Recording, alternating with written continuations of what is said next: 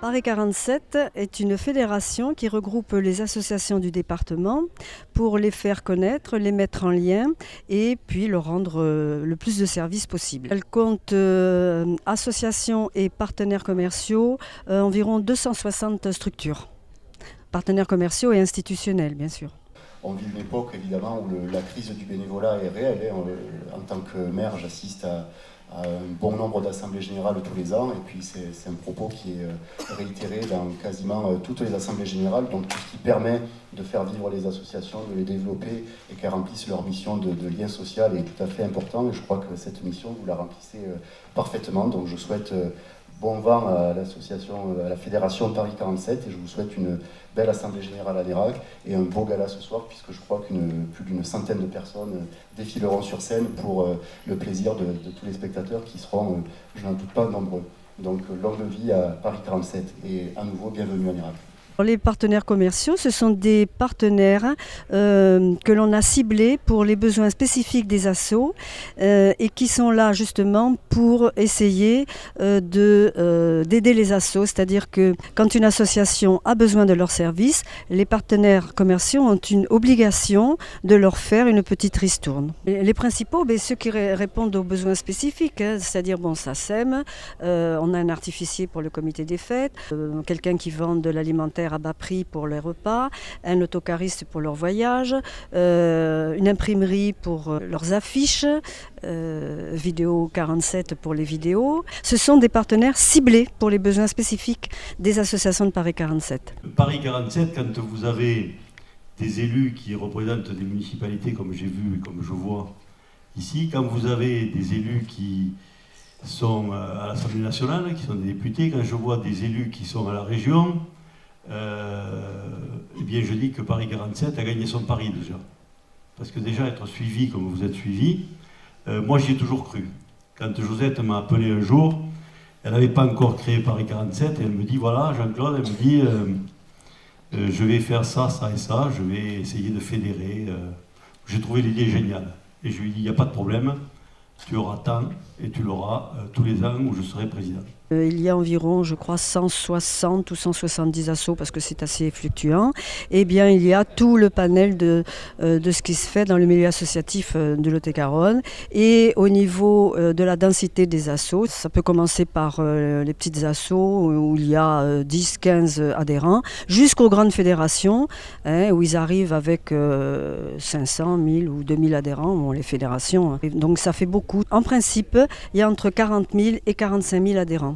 J'essaie de créer du lien et de rester dans le même esprit qu'il y a 8 ans de ça, quand Josette Chazalon, cette petite dame, une casquette sur la tête, on aurait dit un petit boulbeau parisien qui venait taper aux premières portes des associations.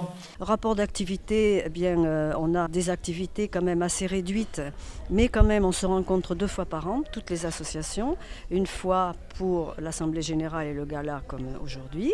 Il y a une journée de rentrée qui se fait en septembre, et en général on fait cette journée de rentrée dans un village de caractère pour faire découvrir un petit peu le Lot-et-Garonne aux Lot-et-Garonnais, parce qu'on s'est aperçu que là il y avait du boulot à faire.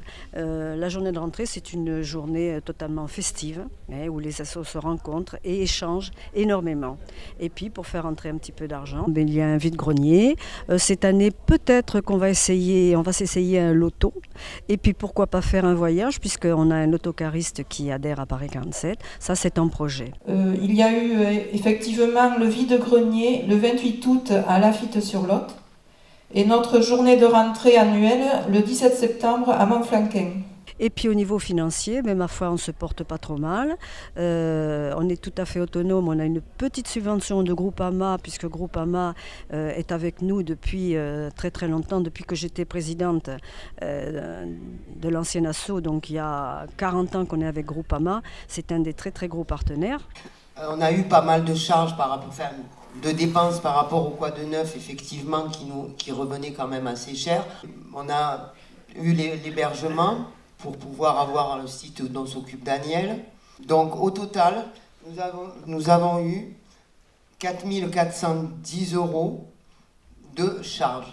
De l'autre côté, nous avons des rentrées avec nos adhésions, notre vide-grenier, les journées de rencontre avec les bourriches, les participations de dons, au total pour la somme de 4 828,31 €. Donc, ce qui nous donne un excédent de 418 €. Au départ, l'éthique de Paris 47, c'était uniquement les faire connaître par un site, hein, et puis les mettre en lien. Et en général, lorsque vous faites une affiche, soit c'est du JPEG, soit c'est du publisher, et ce fichier, vous pouvez me l'envoyer directement, et à partir de là, je peux le publier sur le site de Paris 47. Sinon, on est en autarcie complète financière. Et je dois dire qu'on y arrive, mais tout ça grâce aux bénévoles. Parce qu'à Paris 47, il n'y a pas de remboursement, il n'y a aucun argent ne passe par la fédération. Tous les bénévoles sont là vraiment à titre bénévole, mais gratuit. C'est pour ça qu'on arrive à avoir un bilan financier avec un tout petit excédent, à peine, mais c'est bien, on s'en sort. Voilà.